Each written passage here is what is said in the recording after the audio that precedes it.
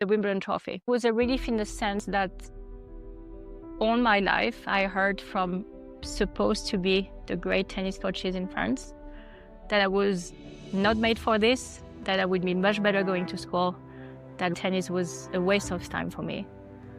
And so even though you're trying to convince yourself they're wrong, I always had that sort of imposter syndrome. So in a way, that was sort of my proof that they were wrong. I've tried my best. I wish I could have done more, of course, and achieved more, but I gave everything I had every single day, and this is me. And that's it. I went into anorexia and I was down to 43 kg at some point. Yeah. On that moment, I couldn't function anymore. Even waking up was difficult because your body has just nothing left on you. My teeth were starting to wobble.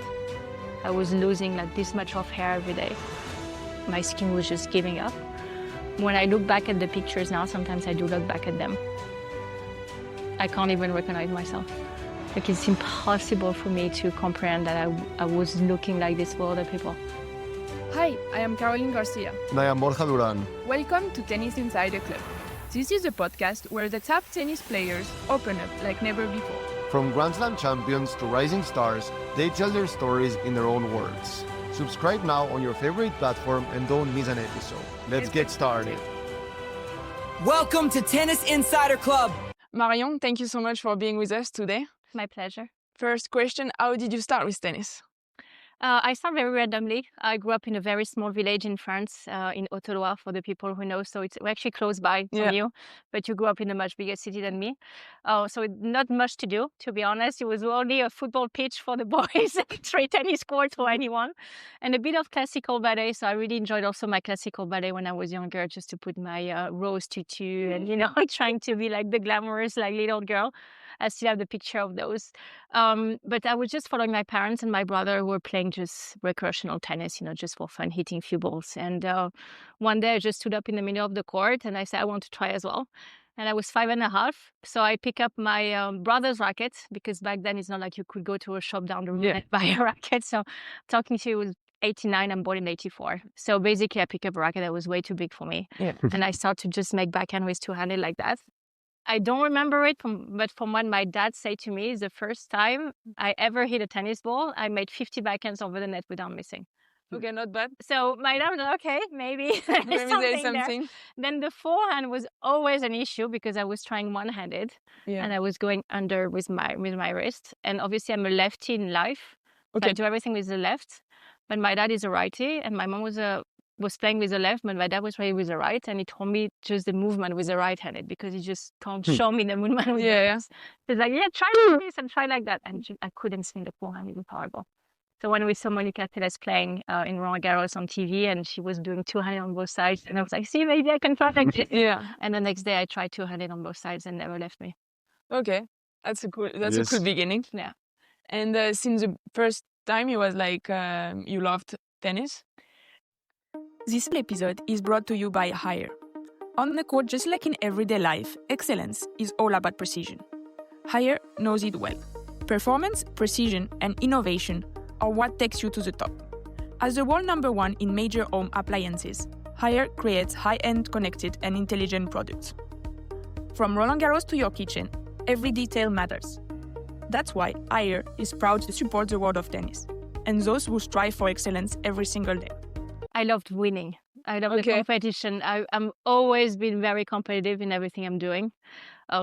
So we had that small joke in the family that we were playing Monopoly games. So my brother is 9 years older than me. Okay. And we were playing those, anything with cards or games or anything about winning, I had to win, basically. So we had up maybe, during summertime, for example, when no school the next day, playing like 3, 4, 5, 6 times in Monopoly until I was winning, to the point when my dad was like, just let her win, because otherwise it's just never going to end.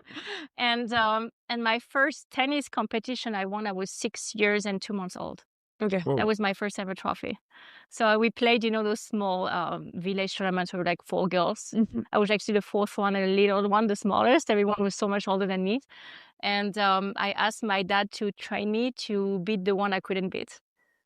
So we put up a whole tactic together to beat that girl, which I still remember the name. Can you imagine 34 years down the road, I still remember her name. So the tactic was to play a lot to her backhand and to make her wait until I served, because after 5 seconds, she was basically looking on the other side. And then I was serving at the arm. And Being a kid, you know, like. And it worked and I won. But I still have that trophy back home. So I have my Wimbledon trophy, the winner one, not the silver one. Yeah. The winner one and the smallest one that I have when I won when I was 6 years and 2 months old. So yes. And in very quickly, you said you wanted to be a pro, or you just like did your life, go to school and things like that? So when I was 8 years old, for my birthday wishing list, I wrote to my parents to buy me some bracelets. As you can see, I still have a passion for bracelets. A Monopoly, because I still wanted to beat my brother, and the Wimbledon trophy, because I was just seeing every single year Pete Sampras winning here. Okay. And he was my idol growing up with Monica Seles. So Monica was winning Roland Garros. So I wanted to have the same racket as her and the same outfit and the same everything. And Pete was just having that golden, beautiful trophy on the center court of Wimbledon. And I thought the picture was just so beautiful that I wanted that. So I wrote Wimbledon trophy, Monopoly, and bracelet, which my parents said to me, well, we can get the first two of us, the Wimbledon trophy. They might have to work for it. But it was just a picture I had in my mind that kind of led towards becoming a professional player. But it was not really about professional tennis. It was just about doing the same that my idol was doing, basically. And how was that beginning to the Wimbledon trophy? Oh my goodness. You know, it was a quest for my whole life, right? So it was like so difficult because Serena was winning everything. Mm-hmm. We were playing in an era when you had Venus who arrived first. Yep. And then Serena took over. You still had all the Russians. So Yep. Sharapova, Dementieva, Zvonareva, I mean, all of them. Amelie was still playing. Yep. So the chance you had to realistically win one was so tiny, close to maybe none, that you're like, yeah, okay, I want this. But realistically, how many chances I have to do it? Yep. I mean, you had Justin and Kim Clijsters. I could go, the list goes like a long way. But I felt in 2007 when I reached the final here for the first time. Yep. So I beat Justin, Yes. number one in the world, first time ever on center court. I'm one match away from my dream, but the match is the next day. So Yep. back then they had no roof. It was raining like crazy that year. So you play semifinal Friday night, second semifinal, and you're back on the court the next day, Saturday at 2. So you basically just realize what you have done, that you have Venus in front of you for the final. And Yeah. in one of my biggest regrets of my tennis career is I wish I could have actually prepared for that match. Mm-hmm. Maybe I would have lost, and I'm not saying I was better than Venus by any means, but I really had that feeling, which, you know, you work your whole life for something, you're finally there for the last match, and you can't even get yourself ready for it. Yeah. When Venus had so much more experience of winning already and being number one in the world. So it was not like we had the same level of experience, which was maybe the first final for both of us. And then you're equally, you're starting in the same base, you know. There you had someone who had done it before, who won it before, and you have someone completely rookie, but didn't even have the chance to realize what was going on. And it was gone in like, you know, an hour and a half. Yeah. So that was difficult. Yeah, sometimes I feel like when everything goes very fast, in one way it can be good because like you don't very realize where you are. So maybe you will play like with less pressure for some reason. But it's true, another time you're like, you have the excitement of, oh, I am in the final and everything, and you're like so high. And it's tough. Like you don't sleep at night, you arrive tired, like you don't understand what's going on. So it's true that sometimes there is a bit both.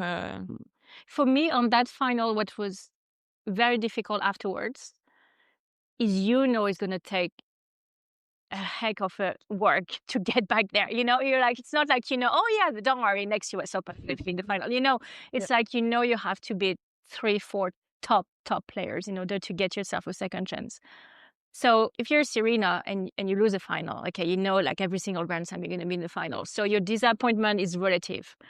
For someone like me, who know as well, which I think was important, to be realistic about your goals. And yes, it's important to have some goals, but it's important to be realistic as well, I believed. I knew it will take me time before I get myself a second chance. And I wish I could have get myself more ready for it. I was exactly what you said in the morning. I was keeping saying to my dad, I'm in the Wimbledon final, and I'm in the Wimbledon final. And by the time you just spend yourself telling yourself that, you go on the court, and you just play the moment rather than playing the match. Mhm. And that's something I massively learned for 2013. 2013, my approach was completely different to this match. Yeah, you say it was not easy for you to make it to the final and maybe win the slam. I think it's true for 99% of the players. Exactly. Maybe there is like a couple of players up there, but for most of us, it's like when you're already in semi-final, it's like I'm so close, Yeah, but at yet the end so you're far. so far away. I know. But it's like, for example, when you look at the draw here this year, you can name maybe 15 players who have a chance to win. Yeah. When Serena was in the draw, you name one who has a chance to win. If Hmm. you're very gutsy, you name two, but it's even hard to see a third one beating those players. You know what I mean? So even your chance to go through that are so much more limited. I feel if you go through the list of the players who have won lately, okay, Arena has been there and Coco has been there, you're kind of expecting them to win. But you see Vondrousova winning, you see Krejcikova winning. They're like, Vondrousova was not even seeded the year she won. That would have never, ever happened before. You would not be seeded and win a Grand Slam unless you're Serena, you're not seeded because you don't play. Yeah. So it's like, I felt the margin was even thinner. And therefore that put more pressure as well. Because for me, I always felt not like finishing without winning something big would be a massive failure for me.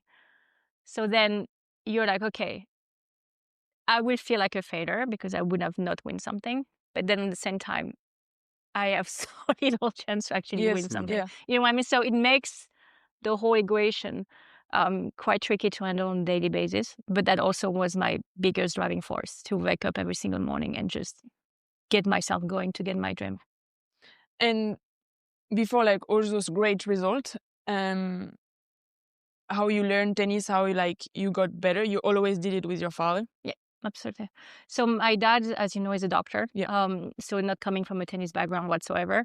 So because I was, in the French system, we have those regional championship and national championships. So I was always there. So I was always under the radar because I was my county champion and then the region champion, and then I was going to the French championship. So they knew I was existing basically. Yeah. But then they were always trying to change everything about my game. So obviously the two-handed forehand, forget about it. The swinging volley, forget about it. So everything was just like, what are you doing? I will always remember one sentence I got from a coach. So I was in vacation in the south of France. And obviously in vacation, we still play tennis. So I was going from some tennis camps. And I was inside the court playing. And the guy was like, who do you think you are, Monica Seles in the US summer season? Go backward. And I still have that sentence in my head. So, they had a vision of tennis, and whether you stick to that vision, and they will be happy to train you. And if you don't, you're like, yeah, you can go on the side. So that was what I've been going through. Thankfully, I think through my maybe example, things has changed, and they had a more open-minded, but back then it was very close-minded. So my dad was like, look, you're not the fastest, you're not the tallest. If you don't play inside the court, I just don't see you running 3 meters behind the baseline and having like 4 lungs to be able to do that for 3 hours in a row. It's just not gonna, it's just they're not gonna make it for you. So let's try to have a game style that suits your capabilities, which for me was the high hand coordination. I was quite good at reacting quickly and seeing the ball early. And let's try to play that way. And for me, what I was seeing is I was winning. Of course, it was small wins. I was not the best in the world, but the smallest tournament I had to play or the biggest one I had to play within France, I was doing well based on what I have. So I was always more keen and lean towards what my dad was saying rather than that coach. I was supposed to be more of a tennis coach. But what he was asking me to do was not something that was realistic compared to what I was capable of doing. And I think the biggest strength of my dad has been not to have a tennis-minded, but to look at me in a realistic way without putting me too high, but without putting me too low, and tell me, okay, look, based on what you can do, I think this is the best way for you. And let's see. We try it for a certain time. If it doesn't work, we go back to a drawing board and we change. But let's give it a fair try. And that's how gradually I went from nothing to then being better, to then being slightly better, to then winning US Open Juniors, to then, but it was always small goals. And let's prepare for that small goal. And if the preparation was not good, he always take the blame for that. So he was never blaming me from losing. He was always the one saying, look, you're not quick enough. That was my the toughest part. I could see the ball, but my leg was just not going there. So you're not quick enough. Let's work That's the on most that. frustrating thing. Yeah, right? exactly. But you were a lot faster than me naturally. I was like really, really slow. So it's like, okay, I see the ball, but my legs I'm not taking there. That was the first one. The second one was my serve, which you have also naturally, which I didn't. So that was really the two parts where I had to work constantly on it. But look, 1 year I finished number one in the ACs and I aced 470 times. I was even in front of Serena. So everything can be changed with work. But of course, you have to be ready as well as a player to be open-minded enough to change different things. But the fact that my dad was taking the blame was a lot easier for me because I would not sit down and say, oh my gosh, I messed on this and I did that so wrong and I'm so bad and this and that, because then psychologically it's a lot tougher. When you have someone telling you, look, it's not your fault, it's my fault, I didn't prepare you properly, let's do something or let's try something different. It was a lot easier for me psychologically to handle defeat. Nice. Did you find it complicated to manage well that father-coach relationship? So I think for me, what helped me the most in that is the fact that I saw my dad when I was younger, before he obviously stopped his job when I was 15 and we had to travel a lot more. But from as long as I can remember, I was 4, 5 until 15. So it's like 10 years. I could see him every day, wake up at 6 a.m, going for his work at the office when you have to, have people in front of you who are sick, who are ill, who have difficulties in their life, and doing that for 10 years in a row with barely taking any vacation. So my dad took twice 10 days of vacation over 15 years of practice as a doctor. So I never felt the right to go to my dad and say, yes, what you have done was so easy. What I'm doing is so hard. It puts everything in perspective. Yeah. Yes, tennis is hard. Don't get me wrong. And, I understand a lot of girls have mental issues and mental health difficulties. I completely get it. I'm not trying to give them lessons. But for me, as I grew up seeing my dad doing stuff that were very, very difficult, he would take me, for example, to car accidents when you have someone bleeding everywhere and you have 1 minute to save his life. Because if you don't do the right gesture at the right time, you will be the one going to the family and say, sorry, but I didn't save, your brother, your father. Yeah. So when you look at this and you're 7, 8, 9 years old and you go on a tennis court and you have to practice every day or you travel and you play your match, yes, of course, it's hard, but it's probably not as hard as having to save someone's life or having to announce to someone that they have cancer and in 1 year, that's going to be the last year of their life, So I always see tennis as a lens for me as being a big opportunity to see a lot of things, to play in front of 15,000 people on center court of Wimbledon or in Roland Garros when you have the world crown for you. And that was a lot more joy than suffering. Yeah. For me, tennis, when I remember my years of tennis now, I have so many joyful memory. Okay. Of course, you have some painful loss, of course. Yep. But the outcome of the whole thing is a lot more joy than anything else. So to come back to your question, for me, I always see my dad as a hero. And therefore, it was a lot easier on a daily basis. And of course, when you have a lot of tension, there is always some moments when you have a clash. Yes, I'm not going to say it was absolutely perfect every day, but I always have that sense of respect and dedication for what he has done. And I have a daughter now, so I'm also on the other side. And I remember how much time my dad has spent with me. And I still can't believe he found the energy to spend that much time with me after a full day of work. Because, sometimes my daughter, I'm coming back at 8 p.m. or even at Roland Garros at 1 a.m. and she's still awake because she waits for me and she wants me to play tennis with her. And at 1 a.m. I'm like, I love you so much, but please let me sleep. And my dad would never say no to me. To anything I was asking him to do with me, he would never say no. So looking back now, being a mother and seeing how much he has done for me for all those years, it's something I will always appreciate it was an act of generosity, because your dad was a successful guy. Like to be a doctor is not an easy achievement.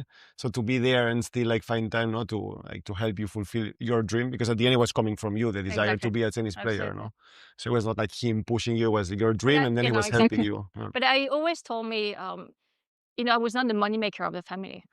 My dad has his money. He was doing his money being a doctor. He was doing well by himself being a doctor. So if he didn't work out, or if I wanted to be coached by someone else, he would just go back, open his office again, and start to work the next day. You're a doctor for your life. You have your diploma. You're there. You can start to work the next day. So for him, it was not like, oh my gosh, but if my daughter doesn't make it, how are we going to leave? You know, he had his house, he had his life, he had his patient, he has whatever he wanted for him that he has done for himself. Yeah. So if I was happy to have him on the tour helping me, great. If I didn't want it the next day to stop, you know, we could have stopped the next day. I could go with my own team. And even though backwards, we didn't have the same price money as now, so it would be maybe tougher to pay for all those people. But then it was my decision. You know? You were in charge, It was a lot easier rather than when you feel you're the moneymaker of the family and you have to succeed. I think it's a lot tougher for the child as well. Yeah, interesting point. Yeah. When you were on tour, you were saying you were working hard and everything and thinking all the time about tennis. How did you balance tennis and life? When I have a goal, that's the most important thing. That means for me, my own priorities are just left on the side. Then if I finish my day and I consider I've achieved everything I wanted to achieve that day, then I can give myself 1 hour or 2 hours for me. But until I have achieved what I wanted to achieve, doesn't matter. If I want something, doesn't matter. It will wait, you know? So, and it's the same now. I have to admit it's the same now. So for example, when I'm coming here and I have to do several broadcaster and I have to work for certain things, I know the number of hours I'm going to put for that work. Then it's my daughter, then it's my husband. And if there is time left, then it's going to be me. But it's like I'm down the list. I'm not going to be first. So that's the way I'm functioning. So for me, I would never felt I missed on something. I never felt, oh my gosh, but I wish I could have gone to that birthday party when I was younger. Or, oh my gosh, I wish I could have, you know, go out on the cinema with my friends. It was just, when I look back now, I wish I could have won more. That's what I'm looking at it in a way.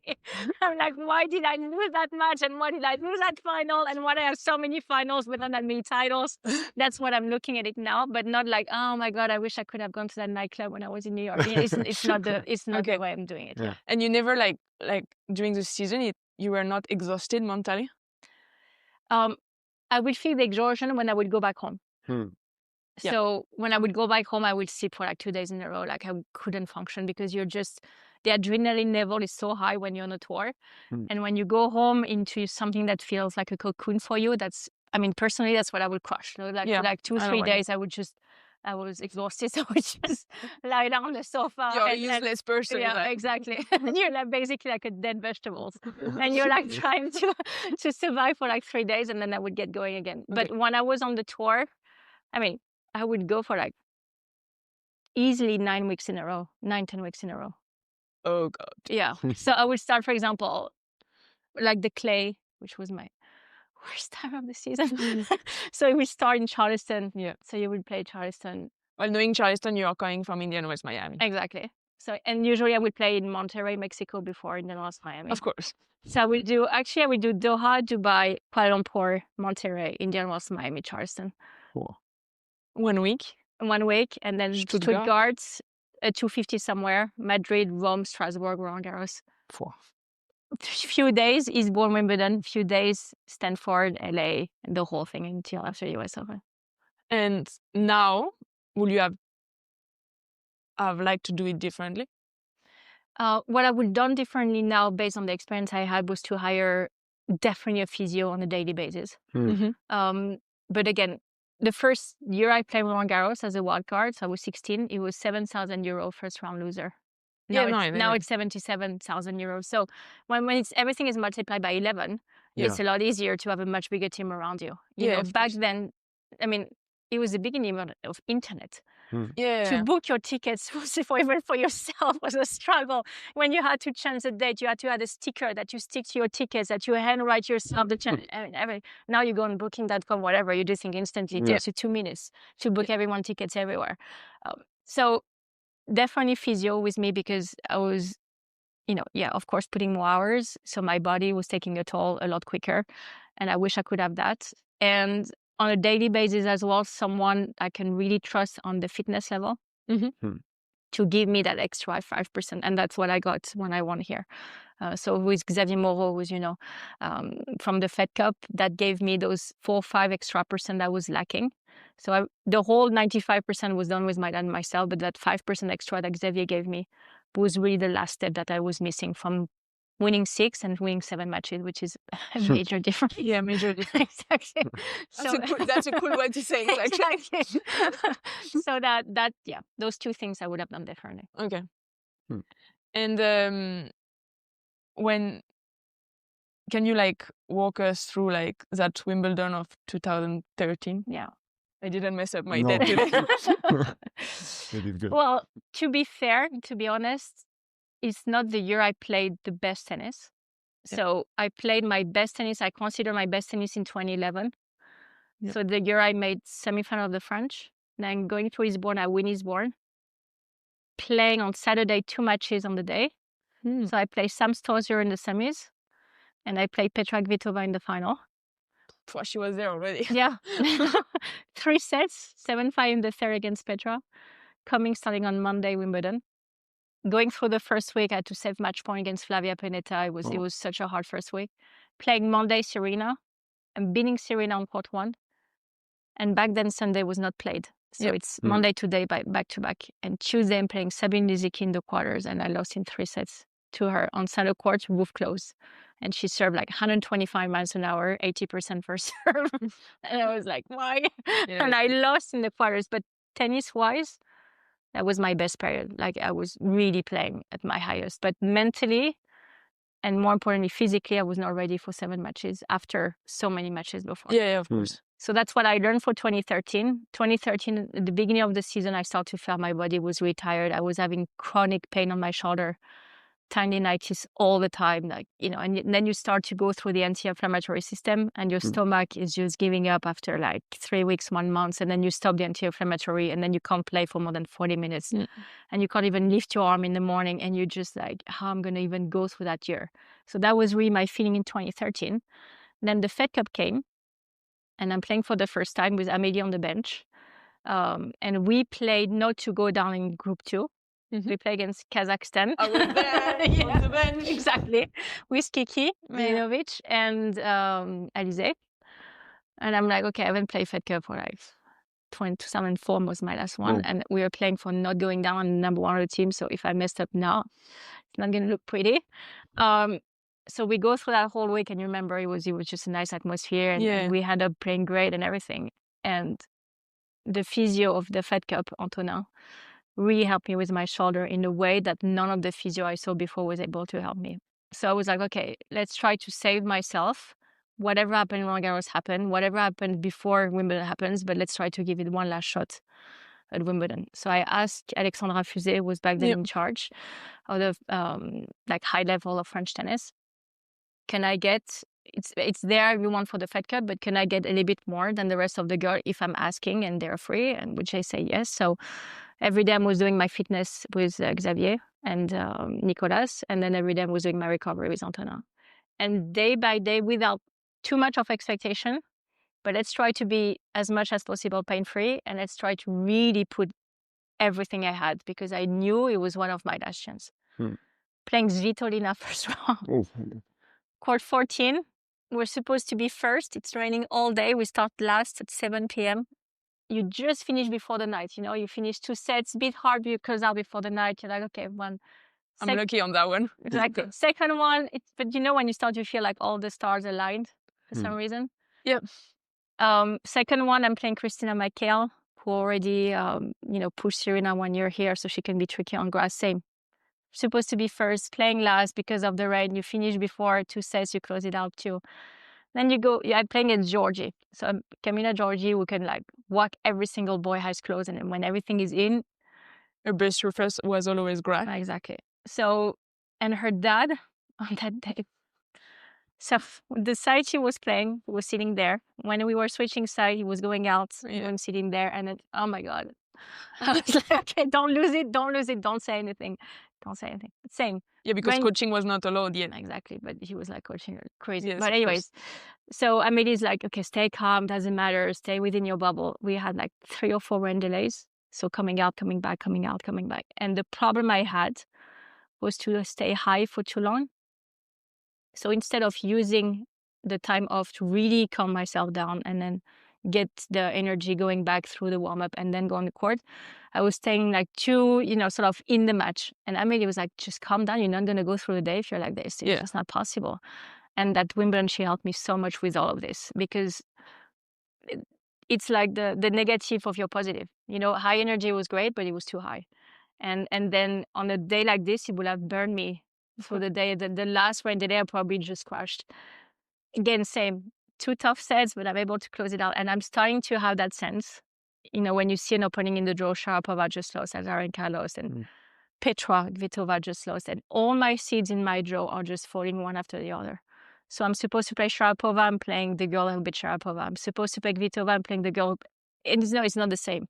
It's not the same match. When you play Sharapova on the outside of the net, it's not the same as if you play the girl who beat Sharapova, with all the respect, of course. Yes, of but course. Mentally, it's not the same. And and then second week, I know about the Monday, Tuesday, again, experience. So I finished Friday, my last match, 2 days off. So we sit with Xavier, Nicolas, and Antonin and say, okay, let's make a plan for those 2 days. What are we doing for you to play back-to-back Monday, Tuesday? Because then it was going to be semi-final. So that's going to be 2 tough match. Round of 16 quarters is going to be 2 tough match. So we did a hard Saturday and nothing Sunday. Nothing, completely off. I didn't even come here. Yeah. I stay out of here. I paint. I did stuff that I like. I take my brain out of the tennis. I did nothing for my tennis. Monday come, I'm going through the match easy. Tuesday, I'm playing Sloane Stevens. Court number 1, 5 rain delays. Oh là là. 5 rain What a delays. year. We came, 2 points, go out. We came, 3 points, go out. 4. One time we came, it was 5-4, set points for me. Going out, coming back, set point. And I won this one in 2, and then I'm in the semifinal. And I'm supposed to play Kvitova, and I play Kirsten Flipkens, and I'm like, okay, I'm not going to lose in semifinal. Semifinal of Wimbledon, it's not Kirsten who's going to beat me. I love her, but no, it's not going to happen. So I win, I think, 1 and 2 or something, and I'm in the final again. And then I'm calling my dad as soon as I'm finished the semifinal. I say, Dad, you take your flight tickets, you fly in, I'm not playing that final without you. Sure. And he came in for the final. And again, I'm playing Liziki, like it was written. Yeah, like to have my, I had to go through this in order to win it. And then obviously the approach of that match was completely different. You were not superstitious about your dad coming? Because No, I was fine. Some players are superstitious about it. So we're Saturday morning, we have a coffee. And he goes, I'm so happy, I'm so proud of you in the final. I'm like, Dad, I lost in the final already. I'm not coming back twice with a silver plate. There's no way I'm going to lose this match. I woke up that morning. I didn't even thought for 1 second that I would lose the match. In my mind, it was impossible. And I honestly never felt like that in my whole life. I was always have doubts. I was always the one who's thinking, yeah, but what about if this? But what about if that? Like, always what about? But that day, I was convinced deep inside me that I worked too hard and this time it was my time. Fun. Pretty And cool. it's true that in that match, it looks like nothing could happen to you. Even though something happened at 6-1, 5-1, 15-40, and 3 minutes later you're 5-4. It's not the same service game to serve. Yeah, but that service game was quite good. Yeah, but I could have finished at 6-1, 5-1. Yeah, but you will have missed something. Exactly. But still, for my heart and my sanity, it would have been better to serve, to close it out 6-1, 5-1. And at 5-1, what happened? You got just stressed. So I didn't start well, right? So I double fault twice. She broke me 1-0, and then she played an awful service game. And I'm like, okay, the stress is definitely on her side. So let's get going now. So then I'm starting to get going, and 6-1, 5-1 for me. And realistically, when you look at the match, I couldn't miss the ball, and she was spreading balls everywhere. So in my head, I'm like, okay, I have the trophy now. 6-1, 5-1, 15-40. She served her first serve. I'm returning winner on the line. What else do you need to win the match, Yeah. So I'm literally telling myself at 15-40, I want this. And the minute I tell myself I want this, the steps you go really quick and you cut the angle and you take the ball in the right timing and the return is perfect. You do it half a second slower and the return lands in the service square and it's a winner. And it's 30-40 and it's deuce and the whole crowd starts to root for her because they want a longer match. and it's 5-2, and you're like, okay, she holds fine, 5-2, I'm serving for it, it's okay. And then it's not like I completely missed that game, but I didn't play great either. And obviously she goes for everything because now what she has to lose. So she breaks me 5-3. That game of 5-3, I didn't even remember what happened because I was still thinking of the 5-2 game. So it's 5-4. And the whole dynamic just completely switched. And so I'm sitting in my chair and I'm like, okay, it's very simple. You either going to get up in 1 minute time, serve the service game of your life, like you practiced your whole life for. As my dad would tell me when I was 12, 13, 14, I was doing those baskets of serve and I had to hit those targets. We all did it. But, my dad had a counting system that was quite tough. So he was always telling me one day you will have the most important service game for you to serve, and you will remember those exercises. And I have that sentence coming back in my head. At 28 years old, I'm 6'1", 5'4", serving for the match at Wimbledon. I'm like, okay, so now is the time to go through your drills like you used to do when you were younger. And you have to serve your spot for 4 times in a row and you're going to win this. Because if you don't, it's 5-all, the momentum switch, and you will be remembered forever as being the biggest loser ever of a Wimbledon final, being up 6-1, 5-1, 15-40. So it's like, it's not even a bit gray, a bit dark. It's either the best or the worst. That was the situation. And I served 4 first serve in a row, and I'm 40 love up. And I'm looking at my dad at 40 love up. And every single practice when I was younger, I had to finish with that serve out wide on the ad court. And he had to land 10 times within the A4 paper. 10 times on the A4 paper. And he would not finish until I hit 10 times on the A4 paper. And I'm looking at my dad, and I'm like, look, Dad, same as we always used to do. And I served exactly on the line. Yeah. The choke came out on an ace to win Wimbledon, just like he has told me when I was younger. Well, Yeah. So that was my moment. What did it meant for you, that moment? You know what? On the moment, when you leave it, you don't realize it because it's almost too big for your brain to comprehend what just happened. That's why I can't even imagine what Novak is feeling, or Roger has felt, or Rafa has felt winning 20 and 22 and 24. Because for me, even just winning one was already so big. But it's almost the moment is too big for my brain to comprehend it. So all I could hear was Sue Baker saying, and the 2013 ladies single champion, and then your name is named. And when you have watched that on TV your whole life, and you have been hoping that one day your name will be called, and it's finally your name being called, I still have that sort of voice in my head sometimes. And as you say, it was like your goal, your dream, and what you worked for all your life. Yeah. Was it like, we had some players, especially Dominic Thiem, who said when he won US Open, at the end for him was a relief. Mm-hmm. Did you feel like this? For me, it was a relief in the sense that all my life, I heard from supposed to be the great tennis coaches in France that I was not made for this, that I would be much better going to school, that really tennis was a waste of time for me. And so even though you're trying to convince yourself they're wrong, it's still within you, and it's still within me now. So that's how much you can hurt someone by saying something. Mm-hmm. So I always had that sort of imposter syndrome when you feel, well, they're supposed to be the tennis specialist, and they're clearly all of them telling me I'm not supposed to be there. Mm-hmm. And even though my dad is telling me, yes, I'm supposed to be there, but maybe he's just saying that because he's my dad, So in a way, that was sort of my proof that they were wrong. So I was like, yeah, watch this. So that was, in a way, not relief for me in that sense, but proof that they were wrong.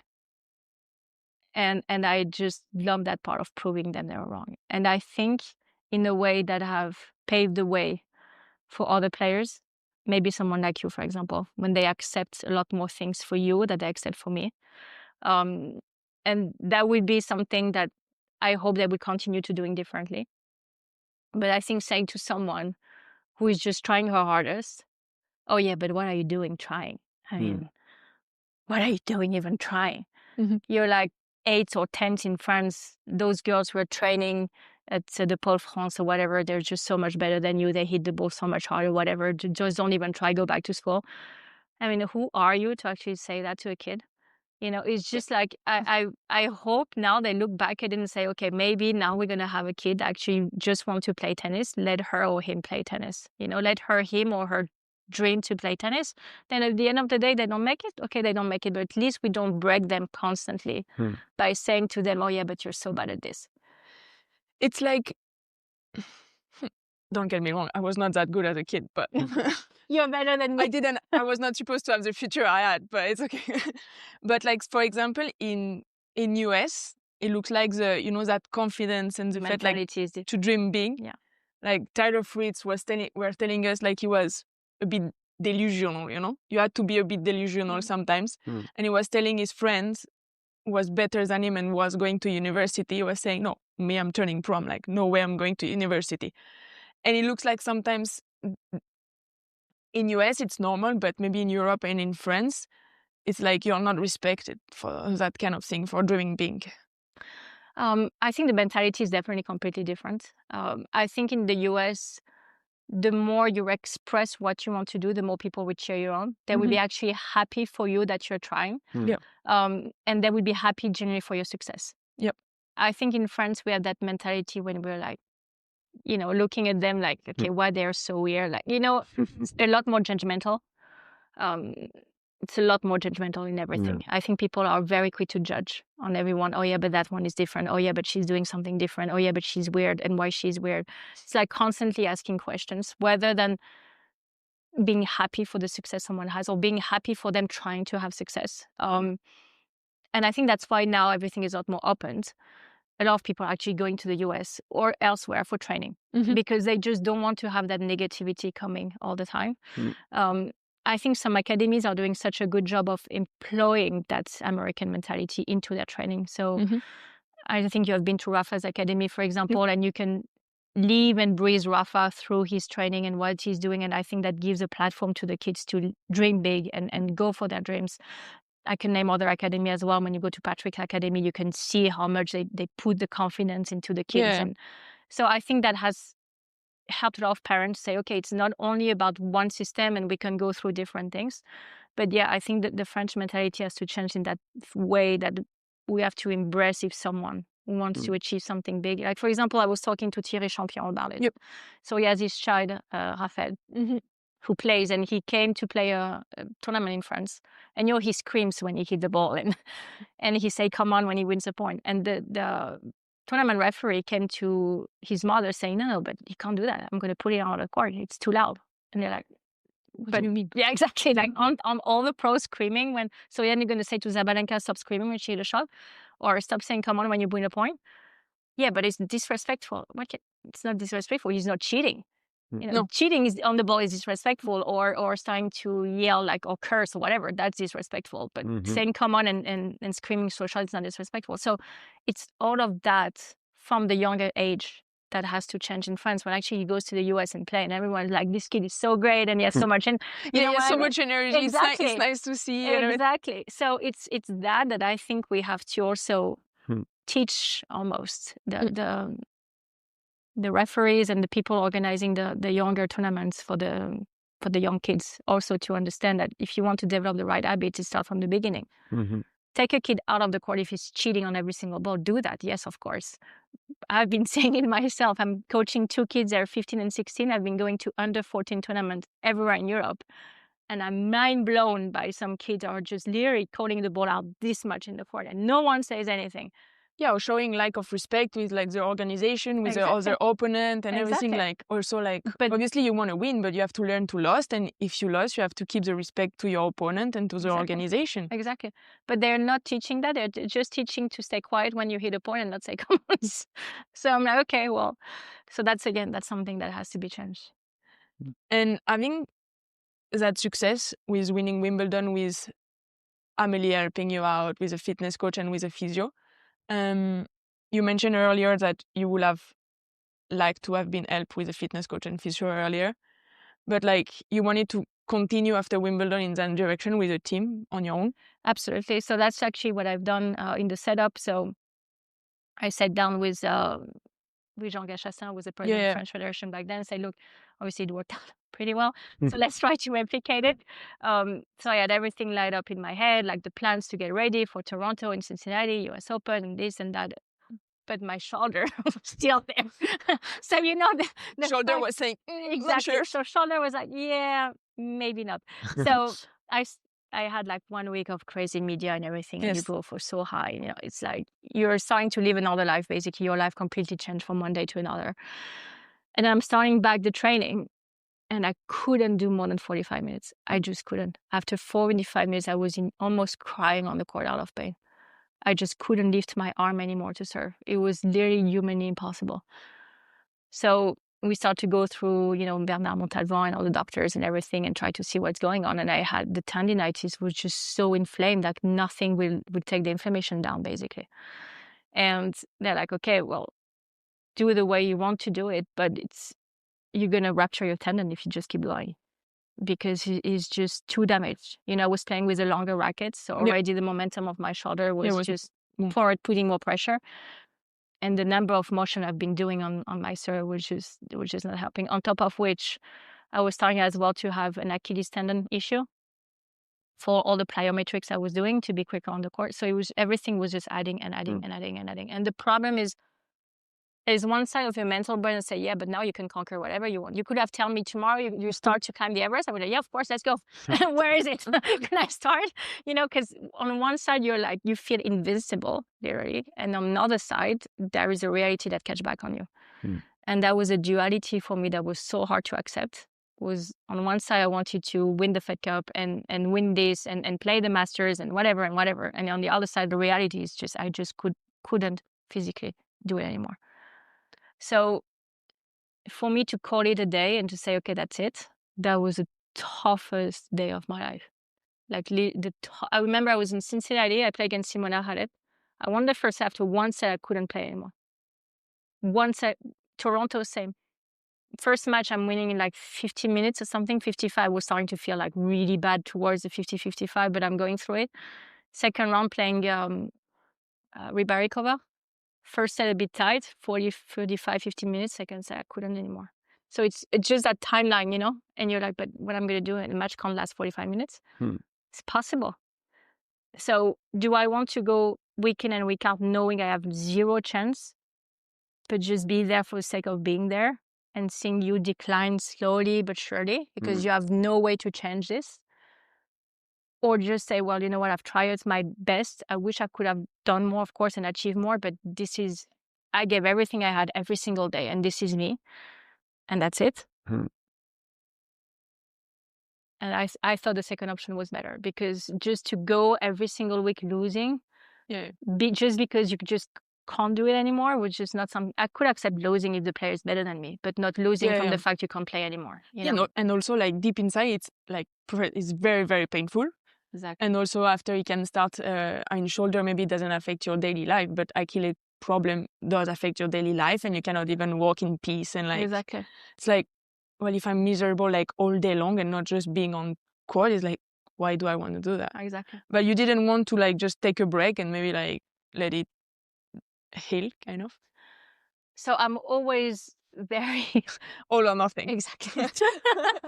So it's not like a little bit in the middle, or it's just one way or the other. And so I went one way. Okay. But don't get me wrong, every single day when I'm walking by the courts here and I'm hearing the sound of the ball and I'm seeing those beautiful courts and they're just in perfect condition, there is a part of me that still wanted to be there and hit the ball. But, you know, life goes on, and I have a beautiful family, and I have my daughter, and I have a lot of things to look forward to now. But yeah, there is always a part of you that wish you could be a tennis player forever. Absolutely. Yeah, and like you said, like tennis is a passion. So also like sometimes when you see such beautiful goal, like exactly, looks nice. Yeah, exactly. I still like to play from the back of the court because my shoulder doesn't go up, so it's fine. So I play with my juniors, and I'm like, when the ball goes like perfectly in the center of the racket, and just a nice strike, like it used to be before, like, yes, I still have it somewhere inside me. From what I heard to retired players, it looks like shoulder is like a normal problem to have. You know what? At the beginning, after giving birth to my daughter, anything high, I just couldn't lift her. I just couldn't lift her there with my right shoulder. Yeah. It was just, even on it, daily life, coming back to your point, so that was still difficult, you know. So now I have more time. I'm going to the gym and trying to get my muscle back so I can at least do some stuff with her. But even sometimes, like my shoulder doesn't comprehend some morning when I'm doing a bit too much the day before, the next day I'm like still suffering from it. It's a bit the sad part of being a high professional athlete. And to go on a subject maybe like personal and more like difficult, like during your career you have been judged a lot about your fitness capability and your image, even at the very beginning when you were young. How was it for you to cope with it and like accept it? I had never accepted it, so I always wanted to prove them wrong once again. That was sort of like one of my biggest fire was that. I felt, for me, always like my weight was difficult to control.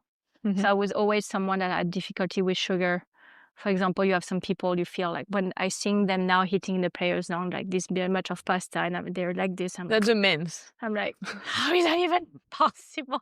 Like I'm seeing Carlos, he hits before his match, like 1 hour before going on court, like this much of pasta. And I'm like, if I do that, I'm going to sleep for the next 4 hours now. So always I had to be so in control of what I was eating and to be so restrictive on carbs and sugar and whatever. And the little bit sometimes I was indulging, the next day I was plus 2 kg on the scale. I'm like, why is that just on me?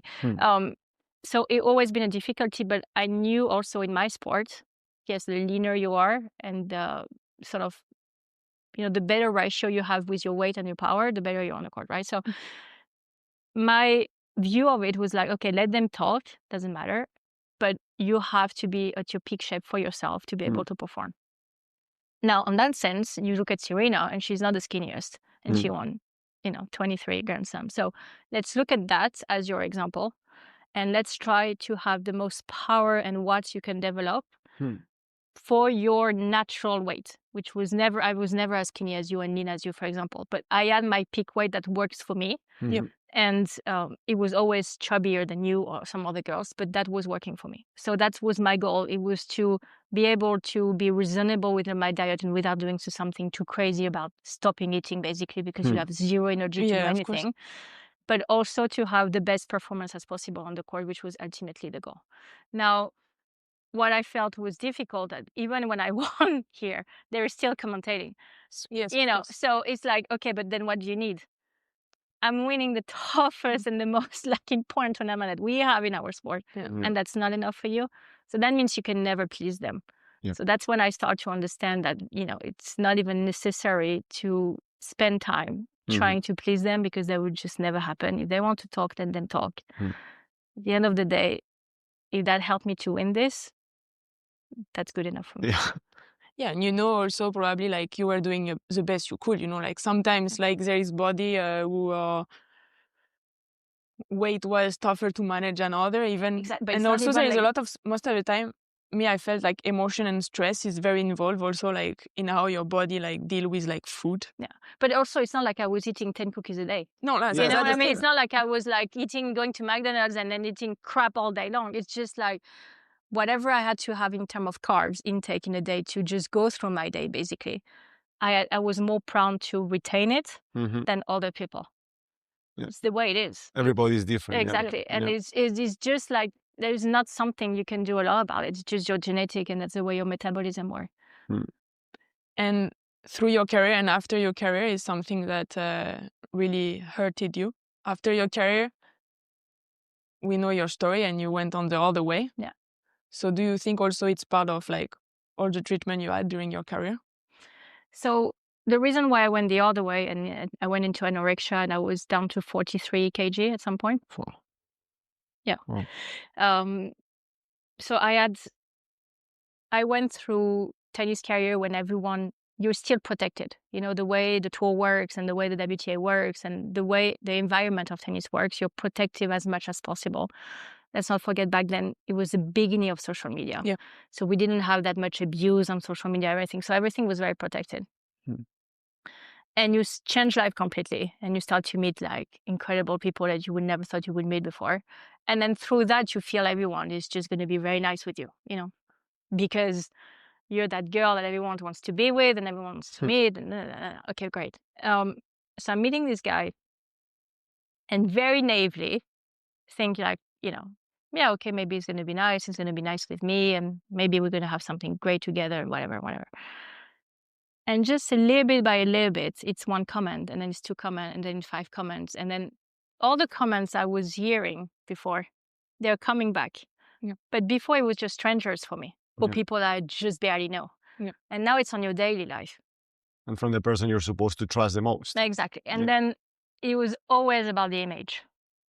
So so for example, we'd go in to one of his party with his girlfriends, and we, oh yeah, but this one, you see how skinny she is, and she can eat whatever she wants. And then the other one, oh, you see, but how tall she is, and why you're so short, and you have to wear heels. Or the other one is like, but her face structure is so perfect, and why you don't have the same face structure, and this and that, and another one, and repetitive. And when you have been in a competitive mindset your whole life, and you're like, yeah, you want me to lose weight? Don't worry, I'm going to show you I can lose weight. It's the same as, yeah, you want me to win a slam, or you tell me I haven't been able to do something in tennis, let me show you I can do something in tennis. So for me, it was that same mentality. So now that I don't have tennis anymore, I can go on a crash diet. I can start not eating, basically. Yeah. Because, you can survive on 3 tomatoes and 2 lettuce a day when you don't have to do much. So I was starting to go on 600 calories a day.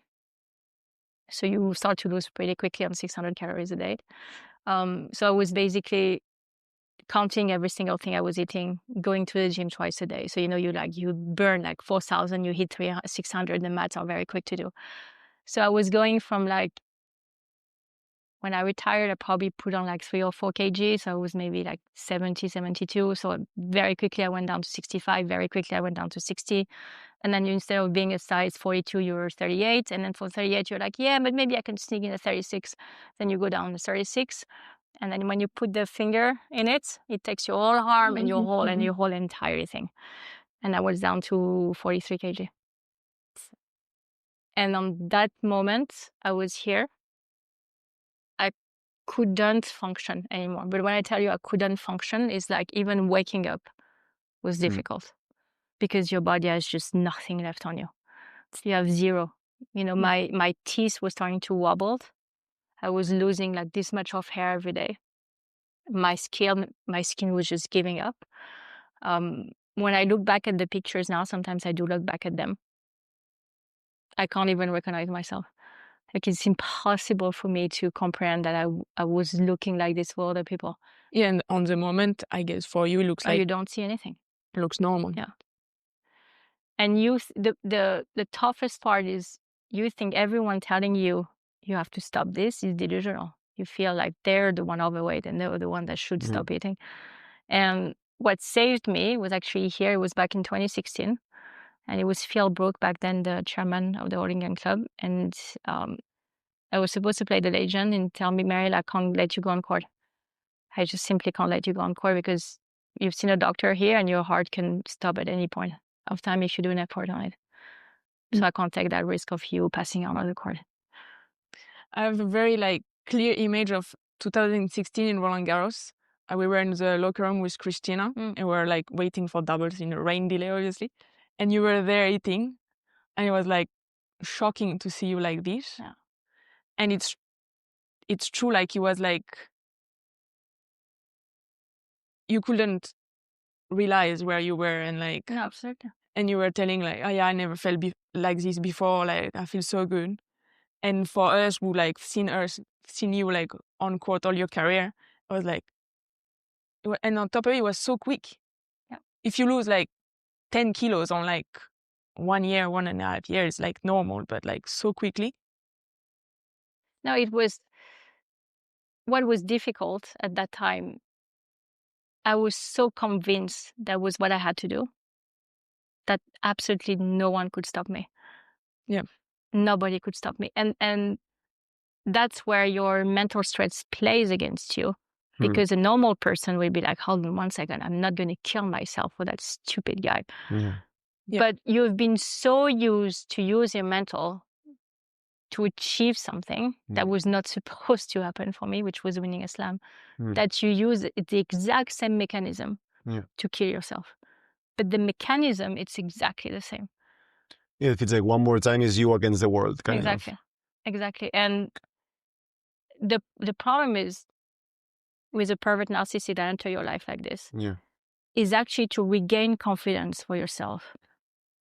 But believe me, it's so hard. It's so hard for someone who already like me, who had little confidence about herself, especially in the sports world, maybe outside. Okay, if you want me to talk, I can talk. I feel like I'm confident I can talk, or I can use my brain, let's say. But anything sporty, I'm a bit feeling like a fish out of the water. So to regain confidence about myself, that I can still trust someone, that I can still get a life, that I can still get married, that I can still have a family, which was really what I wanted the most outside of the tennis. And when tennis was over, it took me years and years and years of reflection of, it's not like I've done an analysis, but you do your own personal analysis to understand what happened.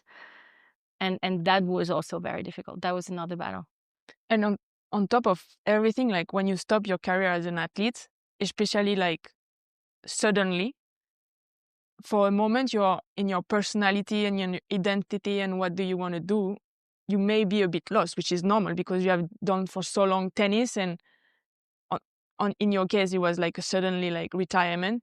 You're even like a bit lost already in the world, and if you like have the unlucky moment to meet someone like this, it's like everything was a combination. But I agree with you entirely. It's not easy to say, okay, I'm going to stop tennis and I know exactly what I'm going to do afterwards. For me, I wanted to be in fashion because I always loved fashion. So I did my fashion school, and that was my happiness and my happy moment when I was going and sketching and coloring, and doing my dress and sewing. And that was like my happy moments. But everything else was just very blur. Do I want to commentate? Do I don't want to commentate? Do I want to do, do I want to still travel? Do I want to stop travel? Do I want to play exhibition? I don't want to be on a tennis court anymore. Everything was very blur. Now everything is a lot more clear, but back then everything was a lot more blur. But then on top of which, you go in that cycle that every single damn day, you have someone telling you that you suck at something. So for example, I will always remember that. We were playing like once here at Wimbledon outside the tournament. And he was telling me, we were playing that sort of, those doubles, like Sunday doubles when you invite 3 friends, and I was the 4th one. It was like, yeah, you missed that shot because you didn't bend your legs. And I'm like, What? excuse me. I mean, that's bold. Aren't you supposed to be the banker, and am I supposed to be the tennis player? Like, even you tell me on the court what I have to do, like for real. And it's like on the moment, rather than saying like F off or like really like putting him back to where he should belong. I'm like, oh yeah, sorry, I missed the shot. Sorry, I will not miss again. Yeah. So it's like literally on absolutely every single thing. So obviously English is not my first language, but it's not like I have terrible English. It's like, no, you can't say that word. This word, that accent is not the right accent. It's not squirrel, it's squirrel. Oh yeah, sorry. It's like makes a massive difference. If we start like this, we are lost. It's like a massive difference. Yeah, but it's very important because when you're going to be on TV, people can pick it up like you're French. Yeah, obviously I'm French. Yeah. It's like, yeah, you want to try to speak French? Let's see now. It's just on every single thing. Yeah. And believe me, it can put down any people. They make you feel guilty also. It makes you feel like you're a piece of shit. I'm sorry to say it that way, but it is. No, but it is. It just makes you feel like, really, like I can't do anything. It's like, really, I can't do anything. Can't look good, not tall enough, not pretty enough, can't speak English, can't play tennis, can't commentate. It's like you can't do anything, basically, properly. Yeah. And from that period, what did you learn, or like, which advice will you give? I learned to do not trust the appearance. Mm-hmm. So I was very much someone that I'm very romantic. So anything romantic, it's like my downside. But anything that looks romantic and that looks like Prince Perfect. I grew up with all those Disney that tells you like you're gonna meet your Prince Perfect coming on your white horse, and that was me. I always felt like, but if I had that perfect or supposed to be perfect or boyfriend that becomes husband, that had the perfect job and looks to come from the perfect family and that the perfect background, that would be perfect, right? And what I learned the most is don't look at that. Because of someone that looks perfect, but you start to dig, that's when you start to see all the issues coming. And actually for someone that looks a lot less perfect, but is a lot more natural and have a lot more honesty, it would make you feel a million times happier on a daily basis. That's something that looks perfect from the outside. And when you introduce yourself or, your husband to someone or a friend, it's better to say, oh, yeah, he's a private banker rather than saying, oh, yeah, he's doing a normal job. But on a daily basis for yourself, it would be better to have someone who has a normal job and normal life and therefore a normal way to behave with you rather than someone that, is just there for the sake of being there. Yeah, down to earth human being, that is just happy to be next to you and doing life together. But more importantly, what I love about my husband now, obviously he's coming from football. So first of all, he understands sports. Yeah. But also he's not French. So for him, it always been Justin and Kim, the only two players. And the French is like, you guys never won anything. Yeah. So it's not like, oh yeah, but the girl who won Wimbledon. For him, I'm just Marion. And a normal girl, exactly. He knows me as Marion. And the tennis player is Justin and Kim Clijsters. That's the only two players. And Djokovic now. So I can't even compete. Exactly. I can't even compete. But that makes it a lot easier on a daily basis. Yeah. Yeah, when I go back home and be a normal person, that's it. Exactly. Yeah. Would you like your little girl to play tennis? So she loves tennis a lot more than me at her age because she already picked up her racket. Yeah. She's 4.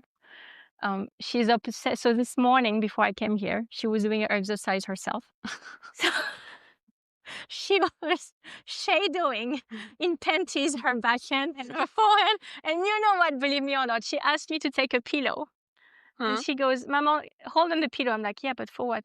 You have to put the pillow on my back because I'm going to do plank and I have to have a resistance. She's 4. Like, what is happening now? So I had to put the pillow on her tiny back and she was holding her plank like this. And I'm like, Jesus, but where she took that even from? Because I'm not planking in the middle of the kitchen. And she never saw me doing this. So I don't know where she picked that from, but she loves sports in general. So anything about sports, she would ask us to go and do parkour. She would ask us to take her to swimming. She will kick a football ball with my husband, with her dad. She would play tennis with me. She understands she only wants to play tennis with Mama. Well, because Daddy is not good at Daddy is bad. So football is with Daddy and tennis is with Mama. She knows most of the players. Nice. So when she sees Coco on the TV, she goes, it's Coco, it's Coco. When she sees Novak, she says, oh, it's Novak Djokovic, say the full name. It's so funny. It's hilarious. But which I want her to play tennis, I will not push. Let's put it that way. Yeah. If she wants to play tennis, then of course I will help her. Yeah. But I have to admit that, so we were in the Roland Garros crèche nursery. Yeah. And she has her friend Marcelo, which is the kid of one of the doubles players. And they were playing this tennis match together. So I had a 30 minutes break. So I always try to come for at least 30 minutes every day. So she see me and I'm just not dropping her and my husband picking her up. So I'm spending the 30 minutes with her and we play a doubles. So she picked me as her partner. And Marcelo is picking the lady from the nursery. And obviously, I don't want to disappoint my own daughter, so I'm smashing. And my daughter's like, yes, Mama, again, harder. I'm like, no, I'm not going to hit that poor 4 years old. I mean, it's just so bad for me. So I don't know if I would be the best coach ever. I don't think it's going to be a nice dynamic. So I think I would probably just be the mother and someone else will coach her or teach her, whatever it is. But she likes to dance or sing or whatever else. That's completely fine as well. Yeah. Completely fine. Well, I think it's time. Yeah. One last question. Which advice will you give to your younger self? Which advice I would give to my younger self? Believe more in yourself. Ooh. Yeah, you had more capabilities than people have ever told you. Nice. I like it. Yeah, it's good. Thank you so much, Marion. See you. Merci. It was a great time. Yeah, it's been an honor. Yeah. Thank you so much. Thank you so much, guys. Don't forget to subscribe to our channel so you don't miss our next episodes. And it would mean the world to me if you can share this episode with someone you think will enjoy it. Thank you and see you soon!